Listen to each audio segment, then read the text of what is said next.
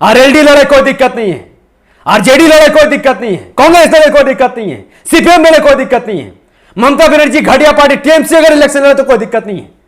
लेकिन 10 साल से हिमाचल की आवाज उठाने वाले एमआईएम अगर इलेक्शन लड़े तो सबको मिर्चा लग रहा है। बेवकूफ और जाहिल अगर कोई बात बोले तो मुझे उसके बाद से कोई लेना देना नहीं है। लेकिन कॉलेज में पढ़ने वाला अगर एक स्टूडेंट असदुद्दीन ओवैसी को कुछ सीधा बोलेगा तो यकीनन खून तो गर्म होगा ही। कितने बेवकूफ और जाहिल लोग हैं ये लोग। ये देश बर्बाद करने में इतना बीजेपी कहां आते, मुसलमानों को बर्बाद करने में उतना ही कांग्रेस कहां आते। क्या किसी ने पूछा कि 70 साल में कांग्रेस ने मुसलमानों के लिए क्या किया? बीजेपी के राज में 2002 का दंगा हुआ तो कांग्रेस के दौर में ही बाबरी मस्जिद को तोड़ दिया गया। कांग्रेस के दौर में बाबरी मस्जिद का ताला खोला है, किसी ने पूछा जा करके? लेकिन आज सब यहां पर आगे सब अपना नॉलेज झाड़ रहे हैं कि असद साहब ऐसा बोल रहे हैं, अकबर साहब ऐसा बोल रहे हैं। असदुद्दीन ओवैसी ने जैसा स्कूल हॉस्पिटल खोल दिया ना, लालू यादव उसके प्रजाति है, उसके कोई भी खानदान के तेजस्वी यादव के अंदर धक नहीं कि वैसा हॉस्पिटल वो बिहार में खोल के दिखा दे। और ये प्रोफेसर क्या बोल रहा है और कई सारे लोग क्या बोल रहे हैं कि तेजस्वी यादव एक यंग चेहरा है, उसकी सोच नहीं है। बेवकूफ इंसान, जिसका बाप चोर उसका बेटा भी चोर निकलेगा। जब बाप चोरी करके जेल गया हो तो बेटा पर कैसे हम लोग बिलीव कर सकते हैं? कहां गए आप लोग? अकल घास चर नहीं किया है। और कौन से विकास की बात कर रहे हैं ये लोग? और तेजस्वी यादव कौन से विकास की बात कर रहा है? क्या फर्क है बीजेपी आरजेडी जेडीयू में? एक इंसान मुझे एक प्रमाण लाकर दिखा दे कि आरजेडी और जेडीयू और बीजेपी और कांग्रेस में क्या फर्क है? क्या किसी ने बेहतरीन हॉस्पिटल बना दिया किशनगंज में, या स्कूल बना दिया किशनगंज में? किसके राज्य में बिहार के लोग प्लान कर रहे थे? मुंबई में, महाराष्ट्र में? क्या आपको पता है कि नहीं कि बिहार के लोग जब महाराष्ट्र जाते हैं तो उनके साथ लिंचिंग कर दिया जाता है, बिहारी बोलकर भेदभाव किया जाता है, शिवसेना के गुंडे उसे दौड़ा दौड़ा कर मारते हैं। यही यूपी बिहार के लोग जब गुजरात जाते हैं तो गुजराती उन्हें दौड़ा के मारते हैं। क्यों ये लोग रोजगार ढूंढने के लिए बिहार छोड़कर महाराष्ट्र, दिल्ली, गुजरात, गोवा जा रहे? क्यों? क्योंकि बिहार की घटिया सरकार ने उनको जॉब नहीं दिया, बिहार की सरकार ने उनको रोजगार नहीं दिया, बिहार की सरकार ने फैक्ट्री नहीं खोला, स्कूल कॉलेज हॉस्पिटल नहीं खोला। और आप यहां बात करें आरजेडी को सपोर्ट करने का। आरजेडी को वोट दो, चाहे जेडीयू को दो, चाहे बीजेपी को दो, गवर्नमेंट उसी की बननी है। किसको वोट देने की बात कर रहे हैं आप लोग? यहां कांग्रेस के 80-100 एमएलए बिक बिक कर बीजेपी का सरकार बना रहे हैं, लेकिन कोई कांग्रेस को बीजेपी बी टीम नहीं बोल रहा। और आप असद साहब पर उंगली उठा रहे हो। याद रखो, असदुद्दीन ओवैसी के ऊपर उंगली उठाना, उनके ऊपर उंगली उठाना, गोया का पूरी कौम के ऊपर उंगली उठाना है। क्योंकि वो सिर्फ कौम का लीडर नहीं है, वो जितना मुसलमानों का उतने दलितों का लीडर है, जितना दलितों का उतना आदिवासियों का लीडर है, जितना आदिवासियों को उतना सिख का लीडर है, जितना सिख का लीडर उतना ईसाई का लीडर है। वो एक प्रजाति का लीडर नहीं, वो है ब्राह्मण। वो हिंदुत्व के किसी भी समाज के लीडर नहीं है, क्योंकि हिंदुत्व की सोच पर घृणा आती है हम लोगों को, और उसके सोच पर हम लोग कभी मुत्ताफिक नहीं हो सकते हैं। इसीलिए बीजेपी के साथ जाने का तो सवाल ही पैदा नहीं होता है। लेकिन कांग्रेस पहले से बीजेपी के साथ जा चुकी है, जेडीयू पहले से बीजेपी के साथ जा चुकी है, आरजेडी के कई सारे नेता पहले से बीजेपी ज्वाइन कर चुके हैं। लेकिन आप लोग असद साहब को भी टीम बोल रहे हो। बेशर्म जुम्मन मुसलमान, तुम्हें शर्म है कि नहीं है? लालू यादव के घर में शादी हो तो वो बीजेपी के वो नरेंद्र मोदी को बुलाते अपने घर में, और बीजेपी के बी टीम तुम असदुद्दीन ओवैसी को बोलते हो।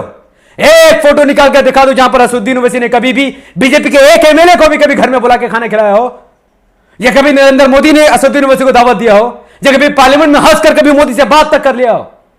और तुम जिन लोगों को अपना मसीहा समझ रहे हो और समझ रहे हो कि वो लोग बीजेपी के खिलाफ है, असल में वो लोग बीजेपी के साथ है। घर में मां की, बहन की, किसी की भी शादी हो घर में, लेकिन वो नरेंद्र मोदी को बुलाते हैं और तुम कहते हो असदुद्दीन ओवैसी बीजेपी बेटी में। बेशर्म लोगों, शर्म करो अपने अंदर। एक हद होती है कोई भी चीज की, लेकिन तुम लोगों ने तो हद पार कर दी है। इतना कोई बेवकूफ कैसे बन सकता है कि मुंह उठाकर एक अजीम लीडर के बारे में उल्टी सीधी बात बोली जाए? देखो इस स्कूल को, मुझे बताओ, जो असदुद्दीन ओवैसी ने 5 साल में अगर ऐसा स्कूल बनाया है और वो प्रोजेक्ट चला रहा है बनाने का, पिछले 30 साल में कांग्रेस और आरजेडी या जेडीयू ने क्या ऐसा स्कूल, हॉस्पिटल, कॉलेज बिहार में बनाए हैं? किस मुंह से तुम डेवलपमेंट की बात कर रहे हो? जब जब इस कौम पर मुसीबत आई है, जब जब दलितों पर, आदिवासियों पर, मुसलमानों पर मुसीबत आई है, तो लालू या उसका बेटा नहीं बोला है, ना कांग्रेस राहुल गांधी, प्रियंका गांधी बोली है, ना ही आरजेडी या जेडीयू का कोई इंसान बोला, बल्कि असदुद्दीन ओवैसी बोला है। ट्रिपल तलाक का बिल वहां पर पहुंच जाए तो असदुद्दीन ओवैसी शादी, अपने बेटी का शादी छोड़कर वो पार्लियामेंट में पहुंच जाता है, कौम के लिए, देश के लिए, संविधान के लिए। तब क्यों लालू यादव चुप था, आरजेडी चुप था, जेडीयू चुप था? क्यों?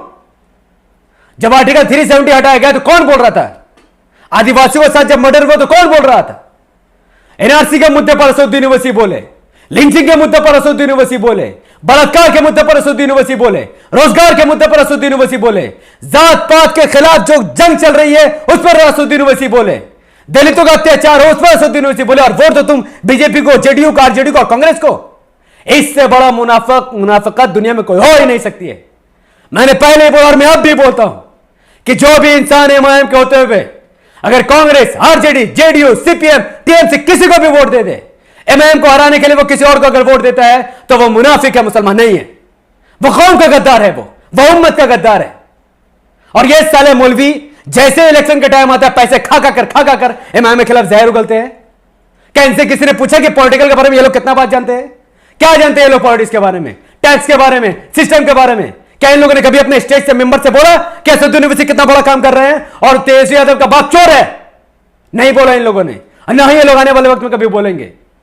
साले रात में घर में घुस के पैसा खाते हैं, मेंबर से चाह कर दलाली करते हैं ये लोग, और चाह कर बोलते हैं कि असदुद्दीन ओवैसी को हरा दो क्योंकि बीजेपी को हराना है। बुलशिट। जरा सा सेंस नहीं आप लोगों के अंदर।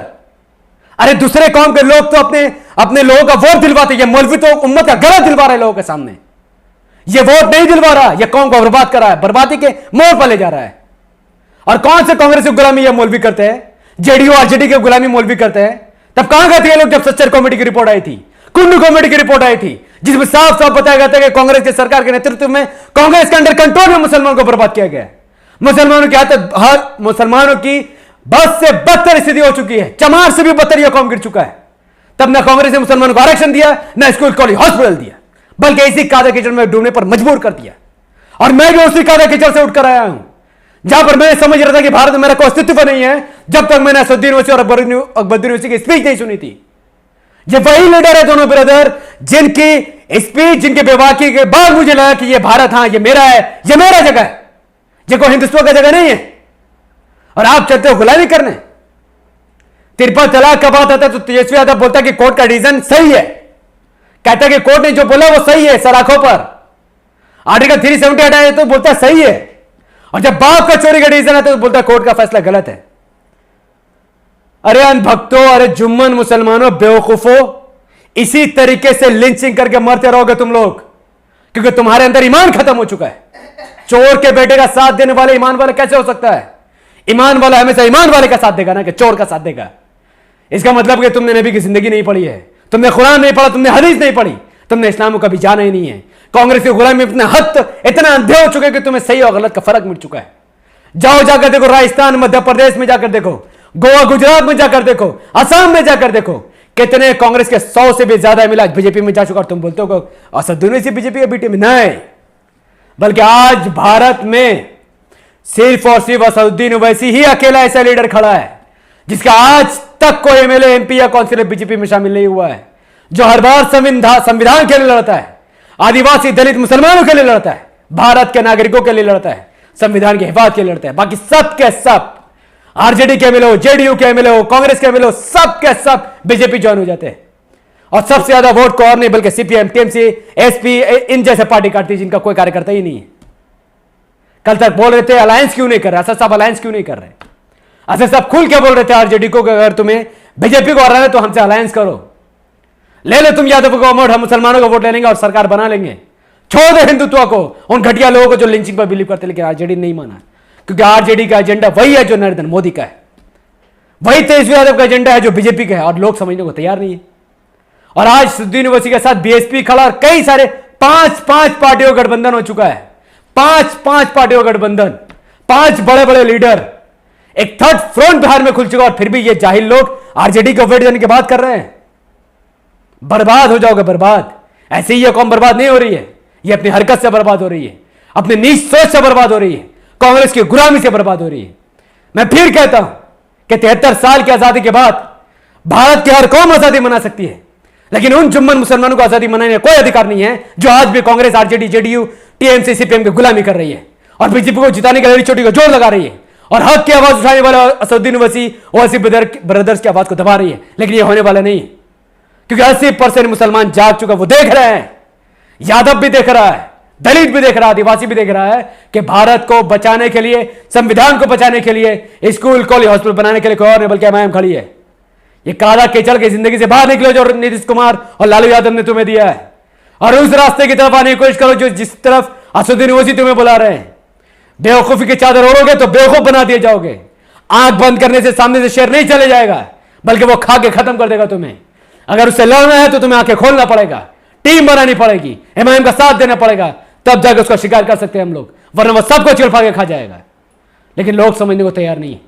और अगली बार अगर ये मौलवी इस इलेक्शन में अगर ये उठे और इमाम के खिलाफ कुछ भी बोले, यकीन मानिए ऐसे मौलवियों को मेंबर से उठाकर बाहर फेंक दो, क्योंकि ये मौलवी बनने या इमाम बनने के लायक नहीं। एक नंबर का जाहिल गवार, ये वो इंसान है जो कौम का गला लोगों के सामने दे रहा है। मेरी बातों से किसी को भी हटे हुए मुझे कोई फर्क नहीं पड़ता है, क्योंकि सच्चाई का साथ देना यह कोई और नहीं बल्कि अल्लाह का हुक्म है, यह कुरान का हुक्म है, यह हदीस का हुक्म है कि हर हाल में हर कंडीशन में सच्चाई का साथ दो। अगर एक इंसान ने बलात्कार नहीं किया, पूरी दुनिया उसके खिलाफ है, तो आप उसका साथ दो।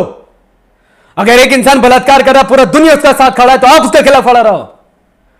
मेजोरिटी किसकी तरफ है हमें उसका कोई परवाह नहीं है, ना ही मुसलमानों का भी होनी चाहिए। मेजोरिटी में हमेशा लोग गुमराही की तरफ होते हैं और हिदायत याफ्ता लोग बहुत थोड़े होते हैं, जिसकी समझ उन लोगों के जो लोग कुरान पढ़ते हैं कभी, और ऐसे जुम्मनों का मैं क्या कहूं जो लोग कुरान रटते ही रहते, कभी मीनिंग में पढ़ते तक नहीं है। और मेजोरिटी देखकर डर रहे हैं बीजेपी से। अल्लाह से ज्यादा डर इन लोगों को बीजेपी का डर कर रहा है। ऐसे कौम थूकता हूं मैं ऐसे मुसलमानों पर, ऐसे जुम्मन लोगों पर जो आज कांग्रेस और आरजेडी गुलामी में अपना ईमान तक बेच चुके हैं, पैसे के लिए वोट दे रहे हैं, पैसे के लिए उनका झंडा उठा रहे हैं, उनका पैर का दर्री बिछा रहे हैं, उनका टेंट तैयार कर रहे हैं। और ऐसे आरजेडी के पक्ष में बात करें जिसने हाल ही में जो उसने मीटिंग, उसमें एक भी मुस्लिम लीडर को बुलाया नहीं है। अरे शर्म से डूब मरना चाहिए ऐसे लोगों को। मुसलमानों, दलितों, यादवों, आदिवासियों, फख्र करो जिसने आज इमाम का झंडा उठाया है। तुम्हें प्राउड होना चाहिए खुद पर कि तुमने एक हक वाली पार्टी का झंडा उठाया है, सच्चाई वाली लीडर वाली पार्टी का झंडा तुमने उठाया है। तुमने असदुद्दीन ओवैसी का झंडा तुमने उठाया है, तुमने न्याय के लिए झंडा उठाया है, तुमने न्याय के खिलाफ झंडा उठाया है। तुम्हें फख्र होना चाहिए कि तुम जुम्मन नहीं हो, बल्कि तुम सच्चे सच्चे लोग हो, तुम देशभक्त हो, तुम अल्लाह के बंदे हो, और तुम संविधान के रक्षक हो। वही संविधान जिसको बाबा साहेब अम्बेडकर ने एड़ी चोटी के दम पर जात पाति के खिलाफ, हिंदुत्व के खिलाफ बनाया था। जब तक जान है तब तक संविधान की रक्षक होती रहेगी और इमाम को वोट पड़ता रहेगा। इस बार बिहार के इलेक्शन में कोई भीख नहीं बल्कि हक मांगा जाएगा, अपना हिस्सा को छीना जाएगा, दम पर सरकार बनाई जाएगी, किसी के भीख और रहम पर नहीं बल्कि अपना हक को छीन कर लिया जाएगा। यह तभी होगा जब आप तमाम लोग अपना कीमती वोट इमाम के लिए ईवीएम मशीन पर बटन में पतंग में दबा दे। Vote for right, vote for kite, ना कि शर्म से और डर से किसी और का वोट दे दे। ये नहीं हो सकता। 70 साल से आप लोगों ने किसी को हराने के लिए वोट दिया है, आज पहली बार आप लोग इमाम को जिताने के लिए वोट देंगे, और इंशाअल्लाह आने वाले वक्त में आप रिजल्ट देखोगे कि कैसे सीमांचल सोने की चिड़िया में तब्दील हो गया। शुक्रिया।